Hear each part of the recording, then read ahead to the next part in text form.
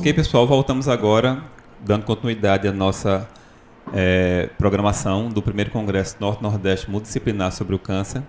E temos aqui agora a doutora Jéssica Teixeira da Silva, ela é farmacêutica, trabalha no Centro Paraibano de Oncologia e também no Hospital da Unimed, e vai proferir a palestra intitulada Panorama Atual das Novas Terapias Farmacológicas em Oncologia. Doutora Jéssica, seja muito bem-vinda e fique à vontade. Obrigada, Humberto. Boa tarde a todos. É um prazer estar participando com vocês essa tarde do nosso primeiro Congresso Norte e Nordeste Multidisciplinar sobre o Câncer, saindo um pouco dessa pandemia, saindo um pouco desse assunto do coronavírus. Vamos voltar a tratar de também outros assuntos, até porque o coronavírus está aí, mas o câncer continua acontecendo, a dengue continua acontecendo, todo mundo continua girando, né? Não podemos parar em torno do coronavírus. Então, abstraiam, finjam que não tem pandemia, está todo mundo aproveitando o congresso. E vamos falar um pouco agora sobre as terapias farmacológicas na oncologia. Né? Hoje a gente tem coisas muito legais, coisas novas, coisas muito específicas no tratamento da oncologia, do câncer. E não é mais só aquela coisa de quimioterapia, de pacientes vomitando, de pacientes morrendo do tratamento. Existe, claro, mas não é uma coisa assim, uma sentença. Né? Hoje um paciente que tem um diagnóstico do câncer, ele tem inúmeras alternativas para fazer seu tratamento. Ele não está confinado a uma terapia agressiva que não vai trazer nenhum benefício para ele, ou não está já sadado ao fracasso das terapias, sejam elas quais forem. Então, vamos lá. Eu trouxe aqui uma página que é a Clinical Trials, é uma página do governo, tá, do Brasil, e que tem um cenário de todas as pesquisas clínicas em andamento que tem aqui no Brasil. E, assim, aqui, quando eu pesquisei, a gente tinha 1.133 estudos em andamento. Ou seja, tem 1.133 estudos de drogas novas, de protocolos novos, mesmo de drogas antigas, de medicamentos antigos, mas que estão sendo aplicados em tratamentos novos. Porque, assim, uma coisa que muda muito é que mesmo um medicamento que já existia há 10 anos, 5 anos atrás, para uma determinada indicação, por exemplo, para um câncer de cólon, hoje ele pode ser aplicado num câncer de estômago, num câncer de cérebro. Então, esses estudos, essas pesquisas clínicas trazem esses resultados para a gente. Então, você vê que não para, né? A gente acha que o Brasil é atrasado, que não tem pesquisa, mas está rolando. Então, assim, se vocês tiverem interesse, pode pesquisar nesse Clinical Trials, você consegue filtrar por tipo de tumor, tipo de tratamento. Se você quer uma pesquisa em andamento, uma pesquisa concluída, e tem todo o desenho da pesquisa disponível lá para a gente ver. Eles têm os candidatos, né, tem como uma pessoa se candidatar a essas pesquisas, e tem como a gente mesmo, que está interessado, está curioso para ver os tratamentos que estão em andamento, dá uma olhada também o que é que tem de novo por aí. E, assim, a gente também não pode pensar, mas isso aí não vai dar em nada, porque dá sim. E a oncologia é uma coisa que não para. Né? Todo dia tem medicamento novo, todo dia tem estudo novo. A gente acompanha, né, principalmente a gente que é da área da saúde, acompanha notícias. Acho que toda semana a gente tem uma notícia de medicamento foi aprovado pela Anvisa para tratamento de câncer coloretal, de câncer de mama. Então, é algo que realmente não para. E, assim, a gente vê muito que as drogas que a gente tem hoje, algumas já caíram em desuso, né? Muitas drogas antigas não são mais utilizadas. Tanto é que tem pessoas que fizeram tratamento de câncer há 10 anos atrás. Não é tanto tempo assim. Mas, se for ver o tratamento que essa pessoa fez há 10 anos atrás, é um tratamento completamente diferente de uma pessoa que tem o mesmo diagnóstico do câncer hoje e que vai fazer hoje, em 2020. Então, assim, a gente não pode comparar, tá? Então, é uma coisa que a gente sempre diz para os nossos pacientes. Você é um paciente único, seu corpo é único. Não tem como você comparar com a sua irmã, com a sua mãe, com o seu pai, independente se é o mesmo tipo de câncer ou não. O tratamento vai ser diferente, a resposta do corpo vai ser diferente. E, às vezes, é justamente nessa colocação, nessa questão de como o corpo vai responder a uma determinada droga, que algumas drogas podem ser usadas ou abandonadas. Dependendo de como ela se sai em uma população, ela pode cair em desuso de fato. A gente tem um exemplo bem atual, que foi o Lartruvo, o Olaparib. Lartruvo, vocês pesquisam, é um anticorpo que ele foi descoberto, acho que em 2016, 2017, e era muito utilizado, assim, foi uma esperança para sarcomas, para tumores de partes moles, que são tumores difíceis de tratar. Então, assim, quando surgiu, nossa, vamos fazer, vamos colocar nos protocolos, e teve toda a pesquisa clínica em cima dele, teve todo o desenho da ciência em cima daquele medicamento, prevendo efeitos, prevendo um bom sucesso nas terapias. Mas aí, quando ele foi para a prática, realmente ele era ok para o tratamento dos sarcomas, mas ele fazia o paciente cair de uma forma que os pacientes iam para a UTI com aplasia de medula, com muitas dores, com muito rebaixamento do estado geral. Então, foi um medicamento que eu acho que ficou uns 2 anos no mercado, né? Foi uma promessa que, infelizmente, não deu certo na prática. Então, assim, mesmo medicamentos que estão surgindo assim com bombásticos, com promessas incríveis, às vezes não dá certo na prática, né? Às vezes termina saindo também do comércio. E também tem a questão do surgimento dos novos medicamentos. Aqui, por exemplo, trouxe algumas notícias que a gente vê no site da Anvisa, né, que a gente vê sempre. Anvisa aprova novo medicamento. Essas notícias aqui são todas do ano passado. Tá?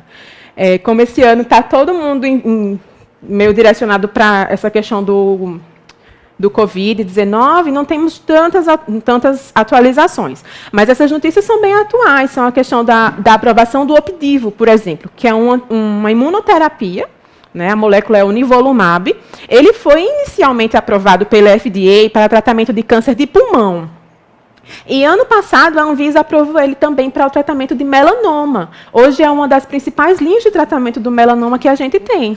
Então, vocês veem que assim, era um medicamento para câncer de pulmão, mas que hoje foi aprovado para melanomas e também a gente consegue usá-los em outros tipos de tumor. Claro que são usos off-label ainda não tem aquela coisa assim mais concreta, mas que na prática clínica a gente vê muito resultado, como tumores cerebrais e outros tipos de tumores. Tumores de cólon também respondem muito bem ao Opdivo, alguns tipos. Porque como ele é uma imunoterapia, eu vou falar mais na frente a questão do mecanismo dos imunoterápicos, ele induz uma resposta do corpo àquele tumor. Então, alguns tumores vão responder, de fato, a esse medicamento. A lenalidomida, né? Eu acho que todo mundo que passou por uma cadeira da área de saúde, pagou biologia no ensino médio, ouviu falar da talidomida e os seus efeitos teratogênicos na gravidez, né? Aquele medicamento que as grávidas usavam para enjoo e que, na verdade, gerou toda uma geração de pessoas com problemas nos membros, com encurtamento dos membros, porque era extremamente teratogênico. A lenalidomida é uma prima bem próxima da talidomida e foi aprovada pela Anvisa para a primeira linha de tratamento de câncer de mieloma múltiplo, né, que é um tumor hematológico, que também, assim, eu lembro que quando eu fazia graduação há pouquinhos anos atrás, uma pessoa dizia assim, nossa, está com mieloma múltiplo, pronto, acabou, não tem cura, não tem jeito, fica em casa e espera morrer. E hoje não, hoje a gente vê que os pacientes com mieloma, eles respondem muito bem aos tratamentos, vivem muito bem, conseguem se recuperar, conseguem caminhar, né, que a gente vê que o mieloma múltiplo, ele é um câncer que atinge muitos ossos, né, os plasmócitos se reproduzem de uma forma exagerada e terminam atacando os ossos, gerando inúmeras fraturas. Tem uma paciente que chegou com um mieloma muito avançado, que o médico até brincou, disse assim, ela está parecendo uma farofa de creme crack, toda quebrada. E realmente, porque você vê, são várias fraturas nas costelas, várias fraturas nos membros. E a lenalidomida, ela consegue ir restaurando essa função óssea do paciente, o paciente consegue responder bem, é um medicamento disponível na forma oral, então, além da facilidade que o paciente tem para fazer uso desse medicamento, né, também tem a questão da farmácia, né? O farmacêutico nisso. Qual o papel da gente nisso? A lenalidomida, ela está disponível sob o nome comercial do Revlimid e só pode ser dispensada com uma burocracia enorme. O médico tem que prescrever num sistema da Celgene, que é o Revicare. O farmacêutico tem que assinar digitalmente, tem que colocar que dispensou aquele medicamento, que orientou o paciente assina um termo de consentimento. E tudo isso quem faz é o farmacêutico. O médico prescreve e já manda para o farmacêutico entrar em contato com o paciente, dispensar aquele medicamento, e cabe a gente orientar aquele paciente, né? Dizer, olha, esse medicamento é seu, você não pode dividir ele com ninguém. Quando a gente faz a entrevista farmacêutica, a gente já pergunta assim, você mora com alguém? Aí a pessoa, moro com meu esposo, moro com meus filhos. Ah, tá, seu esposo usa medicamentos também? Normalmente são pessoas mais idosas, que usam outros medicamentos. Aí a gente já pede que deixe os medicamentos separados para um ou outro não confundir e tomar o medicamento errado. Da mesma forma, quando tem crianças e animais em casa, a gente pede para deixar numa altura que não seja alcançável para essas crianças ou para os animais, para que eles não usem o medicamento por engano. Aqui, a eribulina, que é o nome comercial da eribulina, é o Halaven. Foi um tratamento aprovado para câncer de mama, segunda linha de tratamento para câncer de mama avançado. E, assim, a questão do câncer de mama é uma coisa que é muito impactante para a gente, né? Além de ser um número enorme de casos que a gente tem anualmente de câncer de mama, hoje a gente trata essas mulheres como portadoras de doenças crônicas, né? Claro que tem os cânceres que são curáveis, né? Isso a gente não tem como negar, mas não tem como a gente prever também. A gente não pode dizer que uma paciente que detectou um câncer bem no começo, um câncer pequeno, um tumor pequeno, sem metástase. A gente não pode dizer, olha, você vai ser curada, vai dar tudo certo. A gente diz, sim, que vai dar tudo certo, que a gente vai estar ali do lado daquela paciente. Mas a gente não pode garantir que aquele tumor vai ser curado, porque, assim, como a doutora Lúcia falou, existem vários tipos de tumores, né, existem vários tipos de linhagens celulares envolvidas e cada uma dessas linhagens responde ao tratamento de uma forma diferente.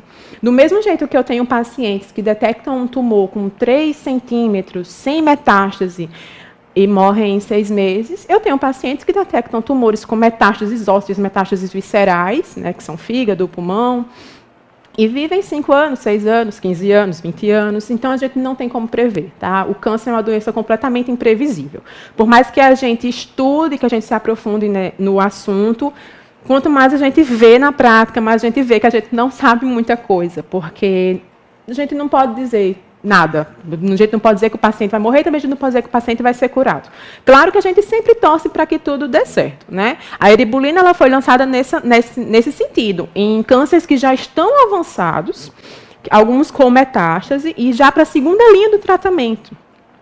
Então, assim, o Halaven, hoje, ele é utilizado para pacientes que já são politratadas, né? Como ele surgiu ano passado, algumas pacientes que já vinham fazendo tratamentos desde antigamente, elas conseguiram mudar para esse medicamento. É um medicamento já que não tem tantas reações adversas severas, não provoca tanta náusea, é um quimioterápico, mas não é um medicamento tão agressivo como os normalmente utilizados para o câncer de mama. Outro que foi aprovado foi o Calquence, para linfoma de células do manto, também em 2019. Então, assim, se você colocar no site da Anvisa, no site da Oncologia Brasil, você vai ver inúmeras notícias de aprovações de novos medicamentos, de incorporação de alguns medicamentos no SUS, né, que tem uma questão também, assim, a gente vê que tem muita aprovação. Certo, Jéssica, e aí, esses medicamentos estão disponíveis no SUS? Alguns não estão. São terapias realmente muito caras. Às vezes, os pacientes dos convênios têm que judicializar, tem que ter toda aquela questão de ir na justiça, levar laudos para conseguir o direito do acesso ao medicamento. Então, no SUS não tem, né? Não tem na lista do SUS. Mas, em 2018, em dezembro de 2018, o SUS incorporou o Pazopanib e Sunitinib, que são 2 medicamentos orais, que são tratamentos caros, tratamentos específicos. E, assim, a cada 2 anos existem novas incorporações, né? No fim de 2018 também foi incorporado ao SUS o trastuzumab e pertuzumab, que é o Herceptin e Perjeta, que eram medicamentos que a gente já utilizava no setor privado há alguns anos, acho que há cerca de 15 anos, e que foi incorporado no SUS recentemente, né, para você ver assim, a disparidade que tem da questão do acesso a essas novas terapias farmacológicas, mas que foi incorporado, sim, ao SUS, e hoje os pacientes do SUS conseguem ter acesso a esse medicamento. Já a questão assim, mas está faltando ali, está faltando aqui, já não é uma questão de não estar na lista do SUS, né? Eles estão constando, a questão de ter ou não em determinados hospitais diz respeito mais à administração e ao gerenciamento desses medicamentos. aqui. E assim, a gente estuda, é como eu acabei de falar, a gente estuda, se aprofunda em vários assuntos, em vários medicamentos novos e novas tecnologias, novas formas de tratamento, para bombardear só a célula do câncer, para deixar as células saudáveis fora da linha de tratamento. Mas aí, de repente, aparecem umas coisas que você diz, poxa vida, eu não acredito que isso faz alguma diferença. Né? Como essa pesquisa aqui, que mostrou que existem diferenças importantes entre o lado em que um câncer se encontra. Por exemplo, se esse câncer se encontra do lado direito de um órgão, ele vai responder de uma forma diferente àquele que se encontra do lado esquerdo do mesmo órgão. É, por exemplo, a questão do câncer de cólon. Um câncer de cólon que é diagnosticado à direita, ele tem um melhor prognóstico. Enquanto que um tumor de cólon, que é diagnosticado à esquerda, ele tem um prognóstico mais reservado. Né? Ele não vai responder tão bem ao tratamento. E até mesmo os tratamentos são diferentes. Quando a gente lê o prontuário do paciente com câncer de cólon, o oncologista ele coloca lá, paciente portador de câncer de cólon à direita. Paciente portador de câncer de cólon à esquerda. E aí a gente já sabe que os tratamentos vão ser diferentes. Os quimioterápicos quase sempre serão iguais. Mas aí o médico ele pode lançar mão de um anticorpo monoclonal, de uma imunoterapia, de algo mais específico que seja direcionado a um lado ou outro desse órgão. Ah, mas por que isso acontece? Por causa da origem embrionária das células do intestino. Então, assim, os folhetos embrionários que deram origem àquelas células do cólon são diferentes. É um folheto embrionário dá origem ao lado esquerdo e outro dá origem ao lado direito. Então, aí é que a gente vê que serve para alguma coisa, aquelas cadeiras de embriologia, genética, que a gente paga lá no começo dos cursos, que a gente fica, pô, acho que eu não vou usar isso para nada, mas pelo menos para saber mais ou menos o que é um folheto embrionário, a gente usa assim. E, então, assim, para começar mesmo a questão dos ataques dos medicamentos às células. Só revisando aqui a questão do ciclo celular, quais os caminhos que a célula pode ter na divisão celular? Ela pode sofrer uma divisão normal, com os fatores de crescimento, de controle positivo. Existem os fatores de controle positivo que chegam na célula e dizem, se divide e está tudo certo. Então, ela vai se divide em duas células filhas. Podem ter os fatores de controle negativo do ciclo celular, que vão dizer à célula, olha, não se divide, o negócio tem alguma coisa errada, deu alguma mutação, a célula entra em processo apoptótico. No entanto, se ocorrer uma mutação nesses genes do controle positivo ou do controle negativo, a célula ou vai continuar se dividindo com um erro, com uma mutação, gerando várias células filhas mutadas, ou vai induzir um processo apoptótico independente dos controles, favorecendo a formação do tumor. Como é que isso pode acontecer? Quando acontecem danos ao DNA dessa célula, como, por exemplo, bloqueio do ciclo celular através de checkpoints imunológicos, que levam à inibição do reparo do DNA e induzem a célula à apoptose.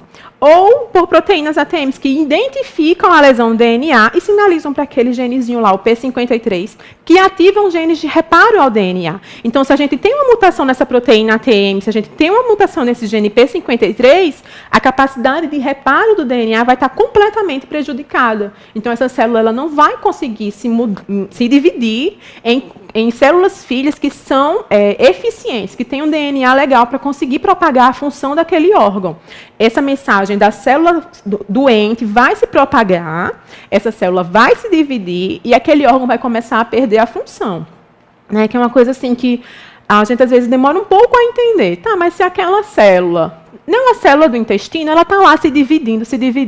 E por que o intestino vai perder a função se ela continua sendo uma célula do intestino? O que acontece realmente isso. Aquela célula que está se dividindo, ela tem uma mutação que faz com que ela não responda aos estímulos que fazem o intestino exercer sua função. E como ela tem aquela mutação, ela consegue se desenvolver numa velocidade mais rápida do que as células saudáveis. Ela dribla o sistema imunológico. E consegue se desenvolver e ocupar o espaço daquelas células saudáveis. A mesma coisa no câncer de mama. Uma célula doente começa a se desenvolver e ocupa o espaço das células saudáveis. Todos os cânceres são assim. E a partir do momento que aquela célula doente toma um determinado espaço daquele órgão, que a gente diz é bem diferenciado, é indiferenciado. Né? A questão da diferenciação tumoral é mais ou menos por causa disso, é a questão da função que aquela célula ainda preserva comparada a uma célula saudável. A gente diz realmente isso. Se tem um tecido já metade tomado de células doentes, aquele tecido ele não vai responder aos estímulos de sua função. Então, vai sim haver uma perda da função. E é por isso que, quando faz uma prostatectomia, por exemplo, um câncer de próstata já muito avançado localmente, a próstata já não tem função. A única função dela ali, naquele momento, é propagar a doença, é facilitar metástases. Então, retira a próstata, porque assim você tira o foco da doença, e se tiver alguns linfonodos ou alguns órgãos acessórios comprometidos, retira também, para a gente ter menos chances de metástase. Aqui é um exemplo, tá, na figura. Eu sei que esses slides vão ficar disponíveis para vocês vão poder ver mais claramente depois, com mais calma também. Essa figura mostra exatamente como é que um agente cancerígeno vem e induz uma mudança na célula. Existem vários mecanismos envolvidos. Uma célula ela não vai se tornar mutada do nada. A gente diz que o câncer é uma loteria de azar, né? Porque assim, podem ser fatores exógenos, como radiação, ultravioleta, componentes químicos, entre N fatores que a gente já sabe, Coca-Cola, McDonald's, todos esses fatores externos, mas também podem ser fatores internos que são pertencentes ao indivíduo. Né? Herança genética, ou mesmo alguma coisa que, de repente, saiu do controle da herança genética da gente e provocou uma mudança celular. Então, um agente cancerígeno, seja ele externo ou interno, atua naquela célula, induzindo uma mutação, e por alguma mudança, algum defeitozinho lá naqueles genes supressores de tumor, P53, as proteínas de reparo do DNA, esse dano escapou do controle e a célula conseguiu se dividir mesmo com esse defeito. Então, essa célula vai começar o processo de carcinogênese. Então, todos os mecanismos que estão envolvidos neles, na indução do câncer, independente de quais sejam, precisam de uma mutação. Tá? Então, assim, o câncer é uma doença mutacional. Para ele se desenvolver, independente de herança genética, independente de quantos McDonald's você comeu, independente do que você fez. Se você faz exercício todo dia, se você bebe 3 litros de água, independente do que você fez, o câncer ele só se desenvolve se um gene supressor de tumor no seu corpo estiver desativado, nem que seja por 1 milésimo de segundo. Se ele não conseguir suprir aquele defeito, a célula vai se dividir e vai iniciar o processo de carcinogênese. E também tem que contar com uma pequena supressão do sistema imunológico, né? Que a gente sabe que se tem uma célula diferente no nosso corpo, a primeira coisa que o nosso sistema imunológico faz é ir lá e guerra para ela, tem que matar aquela célula, não vamos deixar ela crescer. Se tudo isso, né, um fator externo ou interno, um defeito no gene supressor de tumor, uma supressão do sistema imunológico, tudo isso der errado, o processo de carcinogênese segue adiante. E para ter um processo de carcinogênese e realmente ser um câncer, a gente precisa ter algumas características. Essa figura ela resume bem essas características, que é a instabilidade genética, a invasibilidade, que é a capacidade de invasão que essa célula cancerígena tem, né, uma célula saudável do fígado, nunca vai sair do fígado para ir para o pulmão. Essa célula está confinada ao fígado. Mas uma célula cancerígena no fígado, não. Ela não tem esse respeito. Ela consegue invadir, consegue sair do órgão, invadir os vasos sanguíneos e ir para os sítios de afinidade daquela célula. Né? A gente sabe que os tumores eles têm metástases mais específicas. Depende do MHC que aqueles órgãos expressam. Se for semelhante ao órgão de origem, vai haver metástase. Também, se não for, não vai haver metástase. Ele vai passar e vai se ligar apenas a um sítio afim. Elas têm crescimento autônomo, ou seja, independem de controle positivo, controle negativo, elas não respeitam os sinais do ciclo celular. Tem angiogênese, o que é isso? É uma capacidade de induzir a formação de vasos sanguíneos, né? Porque como o câncer está ali crescendo naquele órgão, ele está tomando o espaço das células saudáveis, e ele consegue crescer numa capacidade muito maior, ele precisa de nutrientes. E ele, claro, que a célula cancerígena ela é muito inteligente. Ela lança a mão de vários artifícios para induzir a formação de novos vasos sanguíneos. E esses vasos sanguíneos vão alimentar o tumor. Então, a gente tem alguns medicamentos que são baseados nessa capacidade das células cancerígenas de induzirem a neoangiogênese, esses medicamentos eles são direcionados justamente a esses vasos sanguíneos que o tumor consegue formar. Esses medicamentos eles impedem esse processo e fazem o tumor diminuir devido à inanição. E o potencial replicativo ilimitado, né? A questão do crescimento acelerado que as células cancerígenas têm. E aqui eu trago alguns receptores que são muito importantes, tá? Esses receptores são os principais inseridos nos processos das novas tecnologias farmacoterapêuticas, são os receptores tirosina quinase. Né, as cascatas de RAS, RAF, MEK, MAP quinase e tudo isso que a gente já ouviu tanto falar. Eu não vou destrinchar mecanismo aqui, tá? Não é minha função. Mas essas cascatas estão intimamente atreladas ao processo de carcinogênese, justamente porque são esses receptores que controlam a proliferação, a sobrevivência celular. São eles que determinam se a célula se divide ou não. Então, um defeito nesses receptores ou estímulos exagerados sobre esses receptores vão sim promover uma divisão celular exagerada. E se nessa divisão celular tem um dano e ele não é visualizado, ele vai continuar se propagando. Então, eles são os principais alvos terapêuticos que a gente tem hoje, né? Os receptores de crescimento epidérmico, EGF, receptor de crescimento vasoendotelial, VEGF, PDGF, todos os tirosina quinase estão intimamente ligados ao processo de carcinogênese e, felizmente, também aos novos alvos farmacoterapêuticos que a gente tem hoje para desenvolver novos medicamentos. As vias de MAP quinase, as vias de RAS, RAF são as principais inseridas naquelas pesquisas clínicas que eu mostrei do Clinical Trials. Quase sempre tem algum receptor de fator de crescimento envolvido em um medicamento que está sendo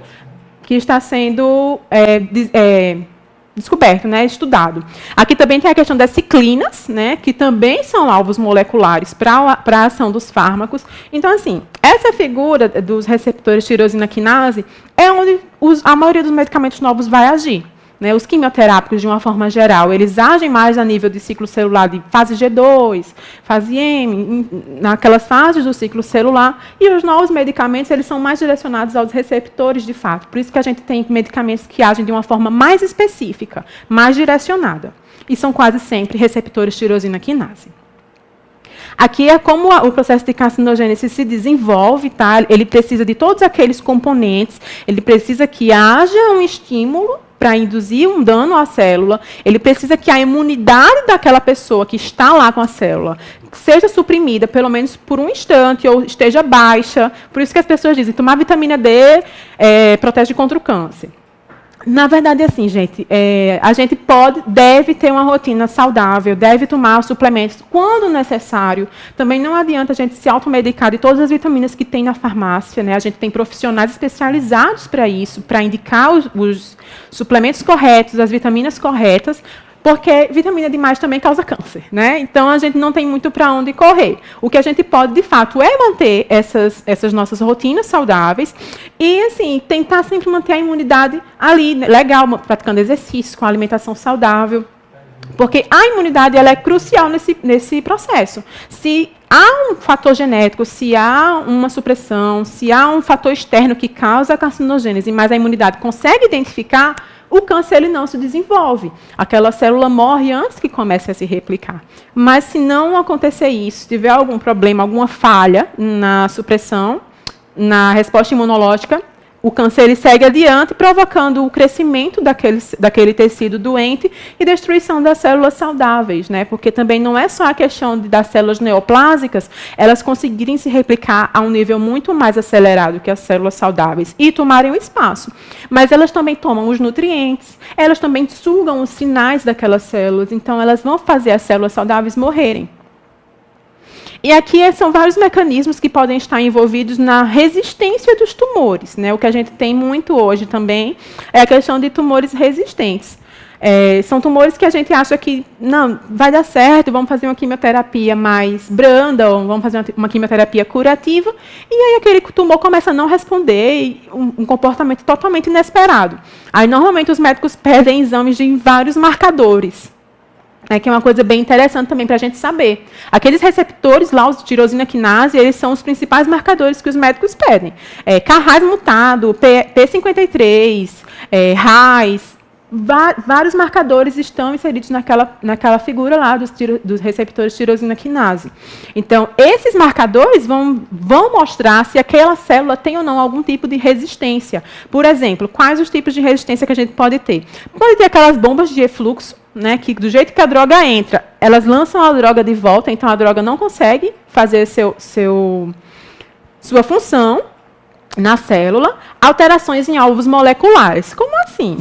Tem um cientista que pesquisou, conseguiu visualizar uma molécula que se encaixa perfeitamente num gene lá, no gene que codifica RAS, por exemplo, né, que é uma proteína envolvida na cascata de tirosina quinase do EGFR. Perfeita, a molécula perfeita, se encaixa, inibe a cascata inteira, ela inibe a divisão celular. Ótimo, vamos lançar essa droga. A droga é lançada, o receptor foi identificado no tumor daquela pessoa, mas aquela pessoa começa a não responder àquele tratamento. O que é que pode ter acontecido? O RAS, que antes tinha uma mutação determinada, agora ele está muito mais mutado, houve uma alteração no alvo molecular daquela droga, e aquela droga já não tem mais função alguma naquele tumor. Acontece isso também, e isso é um dos principais fatores de não resposta a um tratamento oncológico. Alterações na via de morte celular, alterações dos checkpoints. O que são os checkpoints? Os checkpoints são moléculas, normalmente receptores ou moléculas ou proteínas de membrana, que são expressos na superfície das nossas células e sinalizam para o nosso sistema imunológico que aquela célula pertence ao nosso corpo, ou seja, uma célula do estômago. Uma célula do estômago, ela expressa o receptor HER2. O HER2, ele é reconhecido pelo sistema imunológico. Ah, não vou matar essa célula, porque essa célula pertence ao corpo. Essa célula é nossa. Aí o que é que acontece? As células tumorais vão lá e expressam o HER2. Então, é assim que muitas vezes elas conseguem escapar do sistema imunológico. Claro que eu dei o exemplo do HER2, mas tem vários outros exemplos de checkpoints. O importante é a gente entender que esses checkpoints são proteínas de membrana que expressam que aquela célula pertence ao nosso corpo. E são estratégias que o tumor acha para escapar do sistema imunológico. Então, assim, as alterações de checkpoints são uma coisa fatal. Não tem como responder a um tratamento dessa forma. Um tratamento tradicional, ele não vai reconhecer. O sistema imunológico, ele vai achar que aquela célula tumoral pertence ao nosso corpo. E é aí que entra a questão da imunoterapia. Porque a imunoterapia, lá na frente tem o mecanismo, mas já adiantando para vocês, a imunoterapia ela consegue agir nesses checkpoints tumorais e inibir esses checkpoints. Então, ela tira as máscaras do tumor. Né? O medicamento imunoterápico no câncer, ele vai lá e bloqueia aquela proteína de membrana que a célula cancerígena está expressando, e o sistema imunológico consegue, estou vendo aquela célula, eu vou lá e então assim, o sistema imunológico consegue ver aquela célula e matar aquela célula. Então, era uma célula que estava coberta por uma máscara, então a imunoterapia vai lá e tira essas máscaras e consegue mostrar para o sistema imunológico. Por isso que dizem, né, que a imunoterapia é o sistema imunológico tratando o próprio corpo, e de fato precisa de um medicamento para induzir uma resposta imunológica. Então, o que é que a gente tem de novo? Né? A gente tem a quimioterapia tradicional, que é usada, não tem como a gente dizer, a pessoa descobriu um câncer em 2020, então ela não vai fazer quimioterapia. Não tem isso. De fato, a primeira linha quase sempre é quimioterapia tradicional, que são aqueles medicamentos que a gente já conhece, né? Que às vezes cai o cabelo, que causa náuseas, que são medicamentos mais agressivos, porque eles atacam tanto as células cancerígenas, como as células saudáveis. A quimioterapia, ela age em todas as células de divisão rápida do nosso organismo. E, às vezes, os pacientes perguntam, mas eu vi que tem um medicamento novo que ele é um imunoterápico. Não, eu vi no Google, tem um medicamento novo que é uma terapia a alvo. Por que o médico não passou esse medicamento para mim? Por que ele passou essa quimioterapia? Porque é preciso passar a quimioterapia para a gente conseguir domar o tumor. Né? Eu digo a gente assim, a nível de profissionais de saúde. A gente precisa que aquele tumor diminua. A gente precisa que aquele tumor desapareça. Então, assim, não adianta a pessoa descobrir um tumor de mama, um câncer de mama, e querer ir direto para uma terapia-alvo. É preciso fazer a quimioterapia. Se a quimioterapia respondeu bem, beleza, ou não respondeu, vamos trocar de tratamento. Coloca uma segunda linha com uma terapia-alvo, ou imunoterapia, ou hormonioterapia. A gente não pode já lançar mão do que há de mais novo, porque a gente vai ficar sem cartas na manga, né? A gente também tem que pensar nessa forma. Não posso começar o tratamento lá pelo último degrau. Eu tenho que começar pelo primeiro degrau. Se não deu certo, sobe mais um pouco. Normalmente dá certo. A gente também não pode ter na mente que todo tipo de câncer vai precisar de terapias mais específicas, porque, na verdade, não é assim. A maioria dos cânceres respondem muito bem já à quimioterapia tradicional, por mais que seja sofrido para o paciente. Muitas vezes os pacientes têm bastantes reações, mas aí a gente entra também, alinhando com toda a equipe multiprofissional de orientação dos alimentos, o nutricionista, o que é que pode fazer? Faz uma cartilha, faz uma coisa assim que oriente como é que o paciente pode agir. Se eu estou com náusea, o que é que eu devo comer? Se eu estou com diarreia, o que é que eu posso fazer? Se eu estou com constipado, o que é que eu devo comer? A gente também tenta não medicalizar tudo. A gente também não precisa dizer, toma Imosec, toma... Não, vamos tentar revertendo da forma mais natural possível. Também não é para a gente dizer assim, olha, você não vai tomar nenhum medicamento. Não, porque o paciente, às vezes, ele já chega assim, sem querer tomar mais nenhum medicamento, porque a quimioterapia é muito forte, já é muito medicamento. E a gente tem que assim, tirar um pouco desses mitos da cabeça dele. E não adianta o farmacêutico trabalhar sozinho. A gente precisa trabalhar em equipe, porque o paciente ele é um todo. Não adianta de nada eu tentar orientar o paciente numa reconciliação medicamentosa, se na cabecinha dele ele vai dizer, não vou usar, eu vou escutar tudo que ela está dizendo aqui, mas eu não vou usar, porque isso vai fazer mal para a minha cabeça, vai me deixar isso, vai me deixar aquilo. Não adianta. Vou precisar de apoio psicológico, vou precisar de apoio nutricional, vou precisar que a enfermagem que está lá lidando com o paciente todo dia, que está lá administrando o medicamento no paciente, esteja em consonância com toda a equipe, sabendo o que é que aquele paciente está passando, para conseguir fazer uma orientação completa. Então, a gente tem a quimioterapia, e aqui eu trouxe algumas terapias novas, que é a terapia-alvo, com anticorpos monoclonais, imunoterapia, e os medicamentos orais que estão incluídos nessas duas casas. São terapias mais caras e que nem quase todas, a maioria delas não estão disponíveis no Sistema Único de Saúde. Mas também não é nada assim, impossível de se conseguir. Tem a questão da judicialização, que não vou opinar, as opiniões dos profissionais de saúde divergem muito a questão da judicialização, mas é possível, sim, o paciente conseguir um imunoterápico, uma terapia-alvo, através desse processo, mesmo estando no SUS.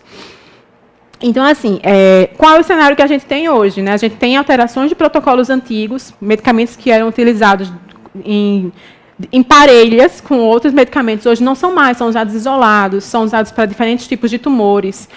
Mesmo assim, mesmo a alteração da ordem de infusão dos medicamentos gera respostas diferentes, desuso de alguns medicamentos, ou porque surgiram outros que são mais adequados, desenvolvem menos respostas adversas, ou porque realmente não foi aquilo que prometeu. E o surgimento dos novos medicamentos, Inclusive, tem a questão aqui dos biosimilares. Os biosimilares são medicamentos que são similares aos anticorpos monoclonais. São desenvolvidos depois, com quebra de patentes, e são mais baratos. Então, esses medicamentos biosimilares, eles têm a mesma tecnologia envolvida, de ser específico, de não ter reação adversa, de ser um tratamento direcionado para um tipo de tumor, e o SUS consegue incorporar. Então, a gente tem alguns biosimilares que o SUS já incorporou, porque são medicamentos que têm um custo menor.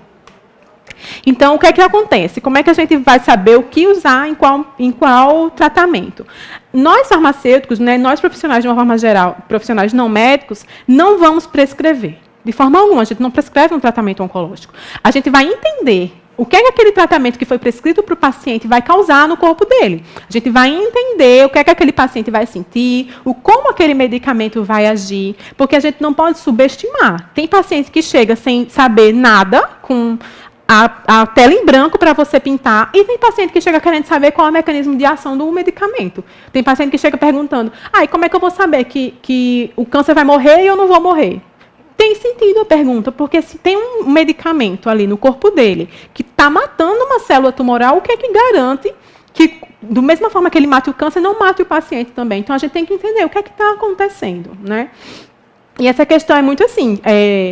Quando um câncer ele responde à quimioterapia, os vários ciclos que tem, são divididos em ciclos a quimioterapia. No primeiro ciclo, mata 99 elevado a 99 células. Só que aí fica um resquício das células, começam a se dividir novamente, e no próximo ciclo mata mais um pedaço daquelas células. A grande diferença de uma célula tumoral e uma célula saudável, nessa questão dos ciclos de quimioterapia, é que a célula cancerígena que foi atacada pela quimioterapia, ela não se recupera, ela morre.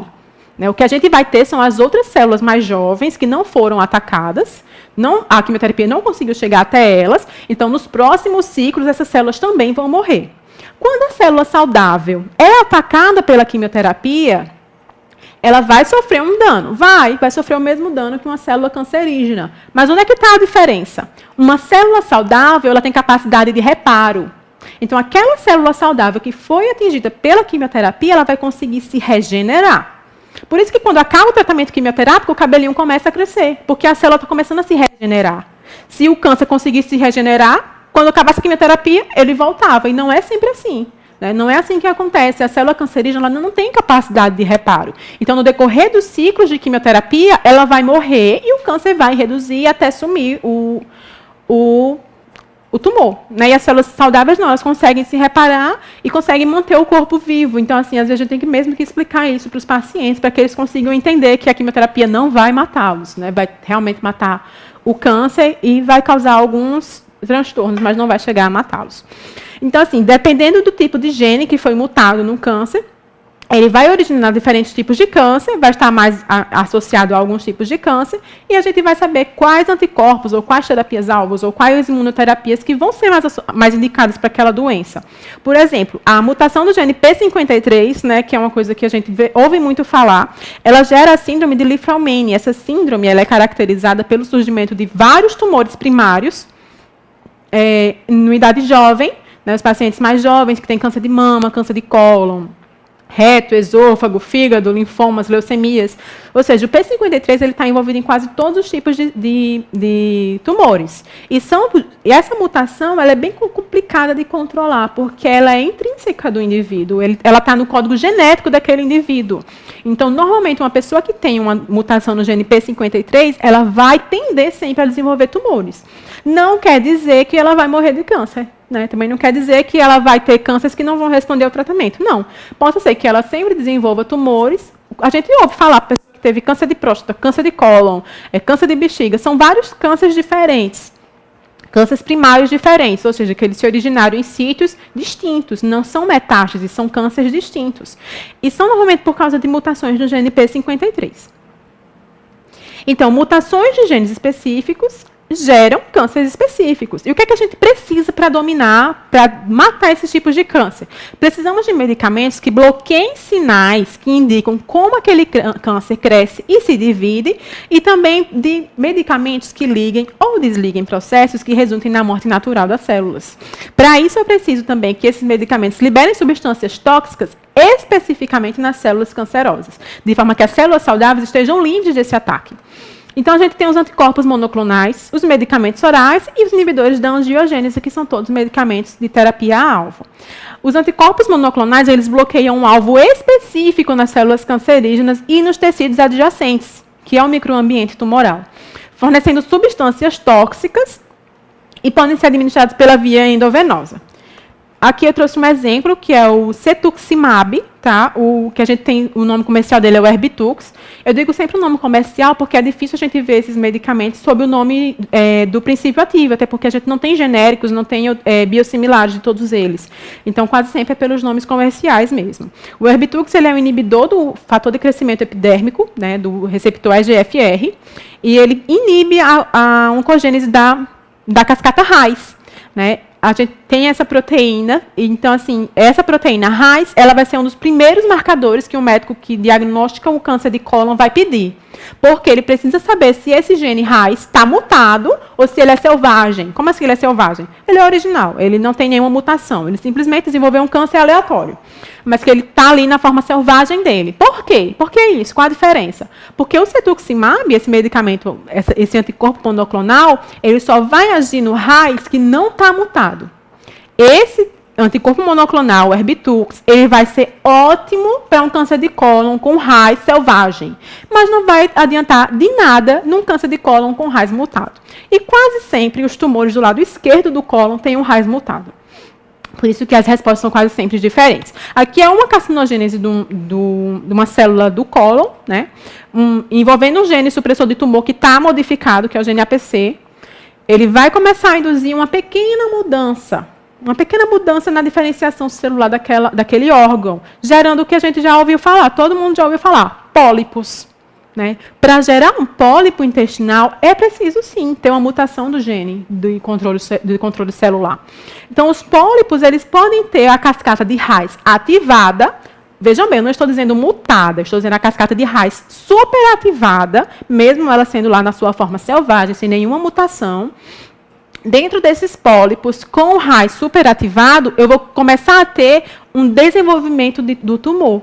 Esse tumor ele vai começar a se diferenciar, e a partir do momento que ele ainda não se diferenciou totalmente, que ele ainda está benigno, ele forma um adenoma. O adenoma é aquele que a gente diz, as pessoas dizem, estou quase com câncer, é um quase câncer, né? Mas isso não existe. É uma lesão primária, é uma lesão pré-lesão maligna. Então, assim, o adenoma ele é um passo antes da formação do adenocarcinoma.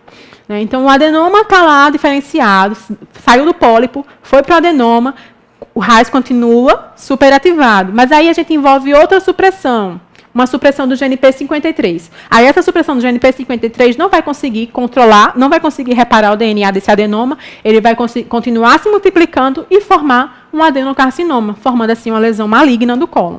O Erbitux que está aqui é o cetuximab, a molécula ela é uma imunoglobulina humana. Então, assim, ela se liga e bloqueia o receptor EGFR. Então, à medida que ela bloqueia esse receptor, o receptor EGFR não vai sinalizar para a proteína Reis que ela precisa provocar a divisão celular. Ah, mas e por que se ela estiver mutada não responde? Simples. Por exemplo, vamos esquecer o cetuximab.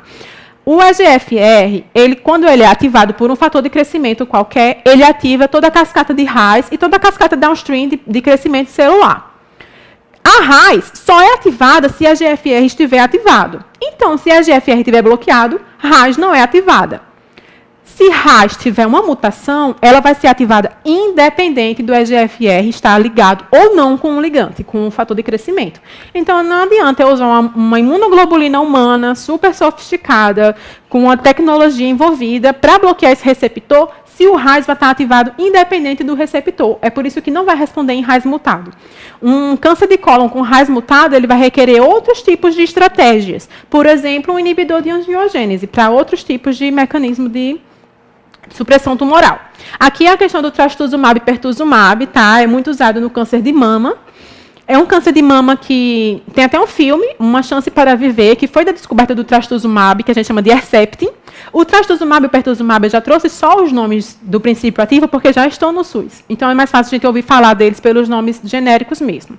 O HER2 é também um fator de crescimento epidérmico, né? Um fator de crescimento epidérmico que é expresso na mama, no estômago. E uma célula tumoral que tem uma superexpressão do HER2, ela vai receber vários estímulos de crescimento, e a maioria dos cânceres de mama se desenvolvem dessa forma, a partir do supercrescimento e superexpressão do HER2. O HER2 ele se dimeriza com outros receptores do tipo ER. O tipo ER tem 4 subtipos, ER1, 2, 3 e 4. O HER2 se dimeriza com o HER3 e com o HER2. Então, esses dois receptores, eles vão estar bloqueados pelo trastuzumab e pelo pertuzumab. O trastuzumab bloqueia o HER2 e o pertuzumab, ele bloqueia o HER3 e, em uma menor proporção, o HER2. Então, a gente usa o combo, né, usa os dois medicamentos juntos para a gente conseguir uma resposta ótima, porque a gente bloqueia todas as vias de sinalização do crescimento celular. Aqui, como ele age, né, aqui o trastuzumab ele impede a dimerização dos receptores HER2 e o pertuzumab impede a dimerização dos receptores HER2 com HER3, com HER4, de forma que ele se entranha nos domínios extracelulares desses receptores, inibindo assim toda a cascata de sinalização celular. Aqui a gente tem alguns fatores de resistência, né? Resistência tumoral. O câncer de mama, como é que ele pode parar de responder a uma terapia-alvo? Ele pode fazer com que o receptor HER2, que antes só se dimerizava com o tipo 2 e o tipo 3, de repente ele começa a se dimerizar com o tipo 1, com o tipo 4, e vai continuar a cascata de sinalização. E a gente não tem nenhum medicamento para esses dois tipos de receptores, para o 1 ou para o 4. Então, ele continua a sinalização livremente. Outra forma é quando o medicamento ele não consegue se ligar por alguma modificação alostérica ou por alguma modificação estrutural, tanto do receptor como do medicamento. Por exemplo, se você recebe farmacêutico, se você recebe uma carga de Herceptin que não foi bem armazenada na temperatura de refrigeração, ele pode estar com uma modificação estrutural que vai impedir que ele se ligue no HER2. Então, a gente vê aí que desde o transporte do medicamento, né, toda a cadeia da assistência farmacêutica está relacionada à resposta do tratamento oncológico. Então, mudanças estruturais fazem com que o receptor ele não se encaixe no medicamento e também continue a sinalização celular. E os medicamentos orais também bloqueiam o processo das células cancerosas. Hoje, a gente tem muitos medicamentos orais disponíveis para o tratamento do câncer. Eu trouxe aqui alguns exemplos, né? Aqui uma célula endotelial e uma célula tumoral. Aqui, essas vias de sinalização são as vias pelas quais a célula tumoral induz a produção de vasos sanguíneos para nutrir o tumor. Então, tem vários receptores envolvidos, todos os receptores de tirosina quinase, EGF, VEGF, PDGF, todos os receptores envolvidos na proliferação e na sobrevida. Então, a gente tem esses receptores emanando sinais para a célula endotelial se dividir e promover a circulação no microambiente tumoral, para sustentar o tumor. E esses medicamentos, imatinib, sunitinib, pazopanib, sorafenib e os sequites dos melanomas, eles são todos medicamentos que vão agir nesses receptores, impedindo essa sinalização. Dessa forma, a gente vai ter uma supressão tumoral por inanição. Além disso, ele vai bloquear outras vias da proliferação celular e são medicamentos disponíveis na forma oral. Ah, Jéssica, mas eles são mais a menos, não tem reação adversa? Pelo contrário, às vezes eles são mais agressivos do que uma quimioterapia tradicional. Vai muito pelo custo-benefício, né? O que é que aquele paciente precisa ter? Às vezes o paciente não tem como fazer uma terapia endovenosa, ou câncer renal, por exemplo. Câncer renal a gente usa muitos medicamentos orais, porque é a forma como ele melhor responde ao tratamento. São com esses medicamentos que têm esses alvos específicos. E aqui eu trouxe um fato bem interessante para a gente valorizar a pesquisa no nosso país, né? O Brasil ele foi o primeiro país no mundo, a aprovar o uso de um medicamento oral, o osimertinib, e o geftinib, em pacientes sem tratamento prévio de câncer de pulmão, né? Os outros países todos aprovaram esse medicamento em segunda linha. Mas o Brasil não, a gente conseguiu aprovar esse medicamento oral como primeira linha para pacientes que não tiveram tratamento prévio. Esse medicamento, ele trouxe uma sobrevida livre de progressão bem maior do que os medicamentos que a gente tem disponível. Ah, de quanto que é essa sobrevida maior? 8 meses. Né? As pesquisas que foram feitas mostraram que os pacientes viviam 8 meses a mais. A gente pode achar bem pouco.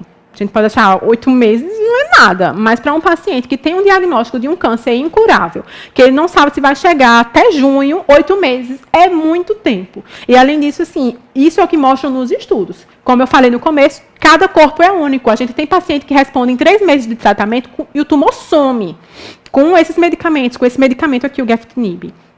O tumor desaparece. Então, assim, não tem como a gente prever quanto tempo aquele paciente vai viver com um medicamento oral. Né? Ontem mesmo um paciente mandou para mim os resultados dos exames dele. Ele disse, quero compartilhar uma boa notícia. E ele está em tratamento com um medicamento oral, com a Alecensa, que é um anticorpo, ele está em tratamento desde dezembro, né? Faz 3 meses. E é um câncer de pulmão sem tratamento prévio, e a gente conseguiu o medicamento oral para ele, está em tratamento há 3 meses, e o tumor dele, no começo, o menor tumor é um tumor não metastático, mas localmente avançado, né? Tinha vários nódulos. O menor nódulo dele tinha 3 centímetros. Então, assim, a maioria dos nódulos sumiram, e hoje o maior nódulo que ele tem é de 0,5 centímetro. Então, assim, foi um resultado fantástico. Né? Esse paciente ele vai viver muito tempo. Eu disse a ele, cuidado para não morrer de um infarto de tanta alegria, porque eu acho que do câncer você não morre mais.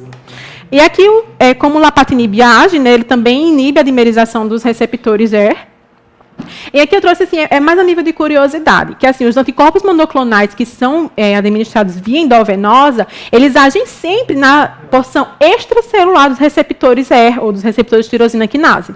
Já os medicamentos orais, eles agem sempre nas porções intracelulares. Isso por questões de lipossolubilidade, nas características físico-químicas, de fato, do medicamento. Se o medicamento via endovenosa fosse muito lipossolúvel, ele ia entrar em todo lugar e não ia conseguir chegar no alvo. E o medicamento oral, para chegar no alvo, ele realmente requer essa lipossolubilidade. E aqui os inibidores de angiogênese, hoje a gente tem um representante, que é o bevacizumab, o nome comercial dele é Avastin.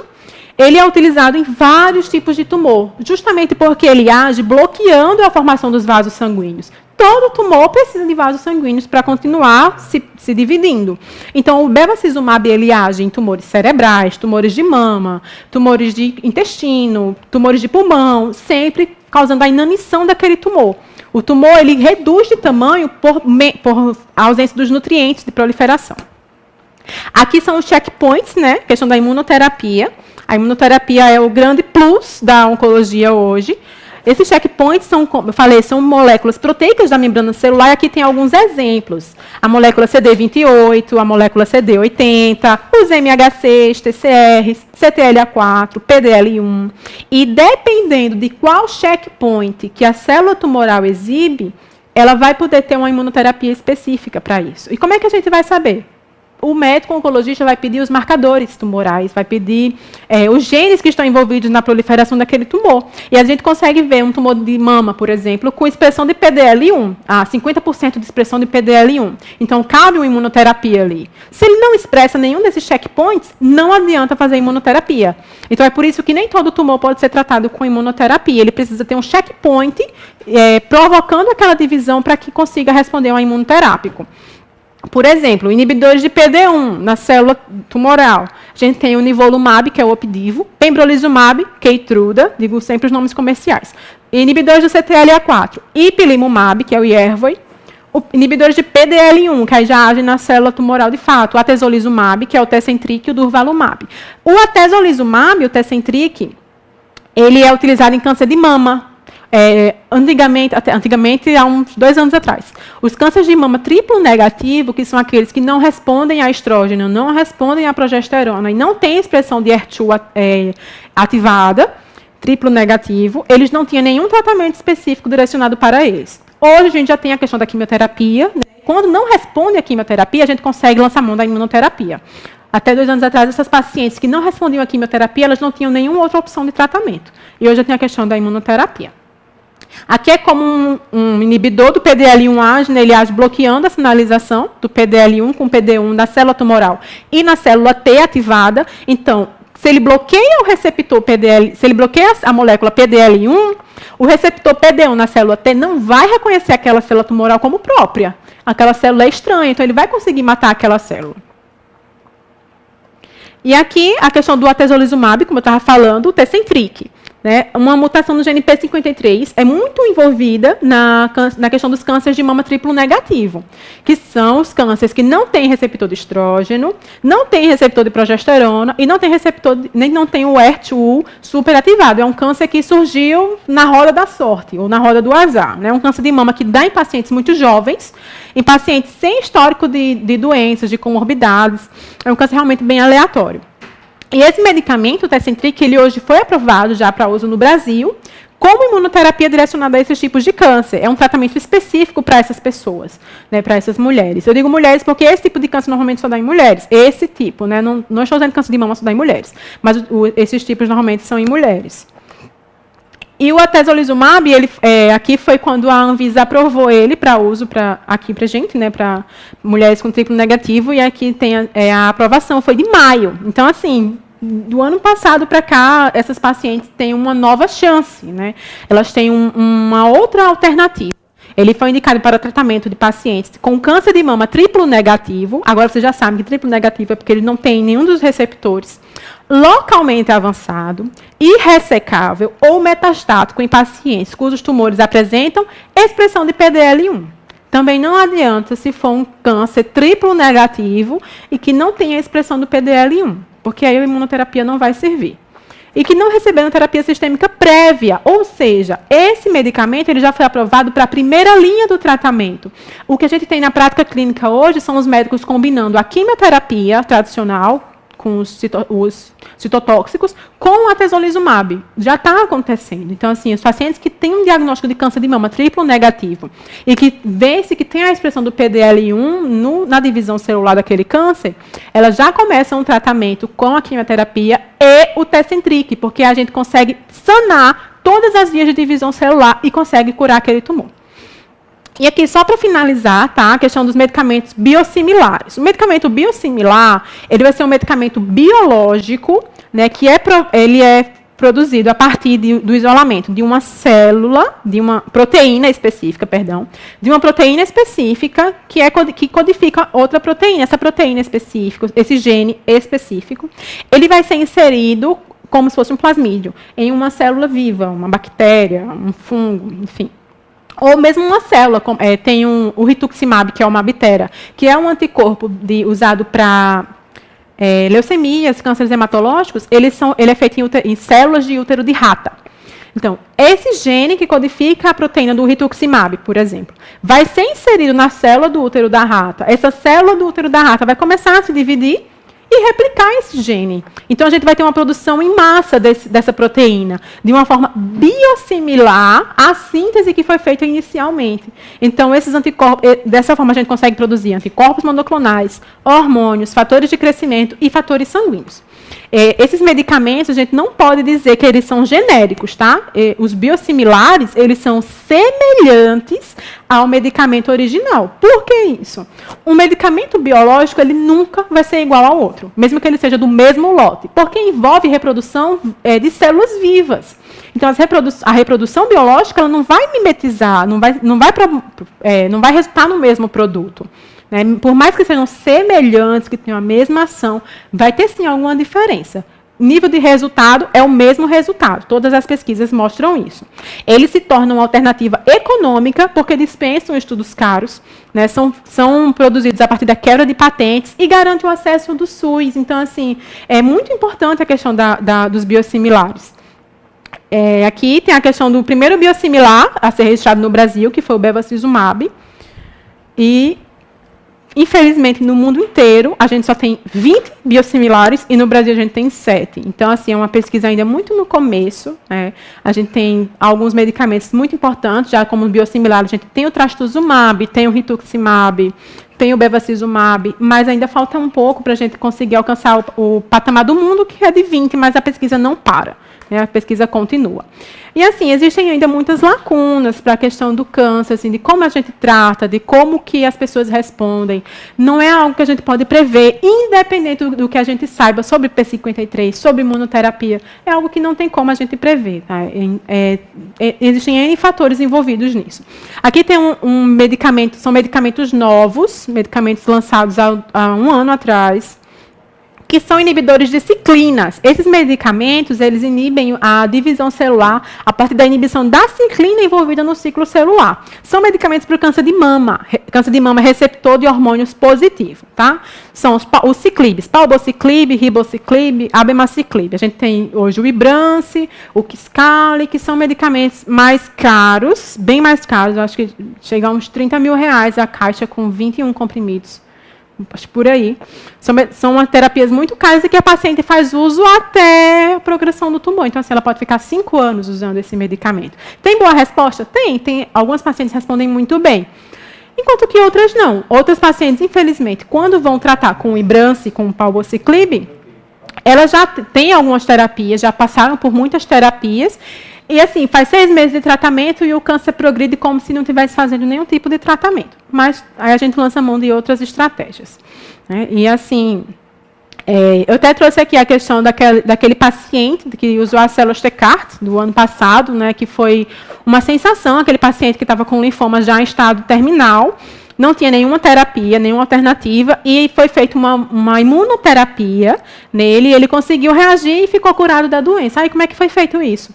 Foi retirada as células T daquele paciente, os linfócitos T, foi inserido nessas células do paciente um gene modificado que respondia ao tumor dele. Quando essas células T foram inseridas de volta no corpo dele, elas conseguiram atacar o tumor. Então, dessa forma, ele teve uma resposta imune super ampliada, e foi curado do tumor. Então, assim, talvez ele tivesse que morrer de qualquer jeito, porque ele morreu de uma queda em casa, né? Mas, assim, ele teve o câncer curado através da imunoterapia, através da tecnologia. E foi dessa forma que foi feito. Então, eu quero agradecer a todos vocês, tá, pela atenção. As dúvidas que forem tendo no chat, eu vou responder depois, ou vamos respondendo aí, vou fazer de tudo para responder a todos. Tem o meu e-mail nos slides, alguém quiser contato, alguém quiser falar alguma coisa, é só mandar um e-mail. Ok, a gente quer parabenizar a brilhante conferência da doutora Jéssica, como sempre, né, muito esclarecedor. Acredito que as pessoas em casa passaram a ter mais conhecimento sobre o assunto. E tem uma pergunta aqui para... A gente vai fazer só uma por causa do tempo. É mais ou menos assim. Dá para usar medicamentos fitoterápicos no tratamento do câncer? A questão da fitoterapia, ela às vezes faz parte da cultura do paciente, tá? Assim, eu sempre digo que plantas que curam o câncer já viraram medicamentos. A gente tem plantas que originaram os taxanos, o Taxol, o Taxotere, as plantas que originaram a doxorubicina, mas a gente não pode dizer que um medicamento fitoterápico ele vai curar o câncer. Não. A gente pode dizer assim, podemos ter um tratamento auxiliar, por exemplo, unha de gato, folha de graviola, eles são imunoestimulantes. Então, muitas vezes os pacientes fazem uso desses medicamentos fitoterápicos e conseguem levar todo o tratamento sem ter uma queda da imunidade. Então, a gente usa os medicamentos também com orientação. A gente pede sempre ao paciente, olha, não usa nada sem consultar a gente. E eles confiam de fato na gente. Então, chega para a gente, pergunta, a gente orienta como usar, a quantidade. Quero fazer uso de um chá. A gente orienta como fazer o chá e eles conseguem fazer isso de uma forma suplementar. Também assim, não adianta se angustiar procurando alternativas na fitoterapia. Existem coisas que suplementam, que complementam, mas que são direcionadas ao tratamento, não. A gente consegue minimizar efeitos adversos, minimizar náuseas, minimizar diarreia, o olho da goiabeira. Para a diarreia da imunoterapia é ótimo. Então, assim, a gente lança mão de alguns artifícios fitoterápicos de acordo com a cultura do paciente. Tem pacientes que também não gostam, também a gente não induz. Mas se o paciente gosta, a gente faz toda a orientação para ele usar da forma mais adequada. Certo. Aí tem uma dúvida aqui que é bem interessante e, bom, até polêmica. A questão de abolir o açúcar da dieta, se isso seria uma medida realmente eficaz contra o câncer. Há quem diga até que é uma prevenção contra o câncer você não fazer a ingestão de açúcar.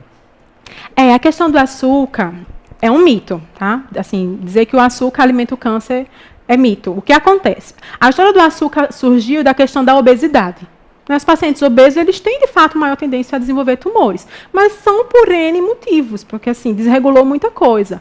A gente tem vias de carcinogênese que são induzidas pelo lactato. O lactato, pessoal, é produzido nos exercícios físicos. Então, assim, mesmo uma pessoa que não come açúcar, que faz exercícios físicos, que só tem proteína na dieta, tem lá, está produzindo lactato, está alimentando um câncer.